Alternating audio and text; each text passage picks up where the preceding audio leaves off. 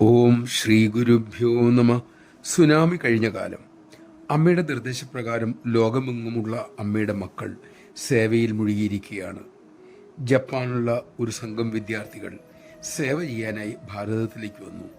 അതിൽ തളർവാദം ബാധിച്ച് ചക്രക്കസേരയിൽ സഞ്ചരിക്കുന്ന ഒരു വിദ്യാർത്ഥിയും ഉണ്ടായിരുന്നു.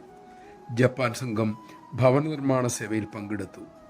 ചക്രക്കസേരയിരിക്കുന്ന യുവാവിന് വിഷമമായി. തൻ്റെ ശാരീരിക പരിമിതി തന്നെ സേവയിൽ നിന്നും അകറ്റിയിരിക്കുന്നു. ഒടുവിൽ യുവാവ് ഒരു പോംവഴി കണ്ടെത്തി.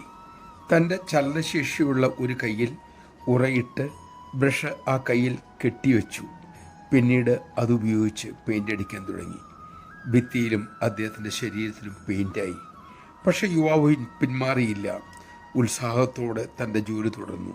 പൊള്ളുന്ന വെയിലിലും ആനന്ദത്തോടെ അദ്ദേഹം സേവയിൽ മുഴുകി. പിന്നീട് യുവാവ് പറഞ്ഞു, ഇത്രയും കാലം മറ്റുള്ളവരുടെ സേവ ഞാൻ സ്വീകരിച്ചു. ഇന്ന് എനിക്കും സേവ ചെയ്യാൻ കഴിഞ്ഞു. അതിനുള്ള മഹത്തായ അവസരം എനിക്ക് അമ്മ നൽകി. എല്ലാവർക്കും, ശാരീരിക പരിമിതി ഉള്ളവർക്കും സേവ ചെയ്യാനുള്ള വെമ്പലുണ്ട്. നമഃശിവായ.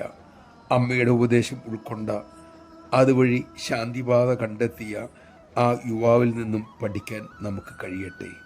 സ്നേഹത്തോടെ മറ്റുള്ളവർക്കായി എന്തെങ്കിലും ചെയ്യാൻ കഴിഞ്ഞാലേ, ത്യജിക്കാൻ കഴിഞ്ഞാലേ ശാന്തിയും സമാധാനവും ലഭിക്കൂ.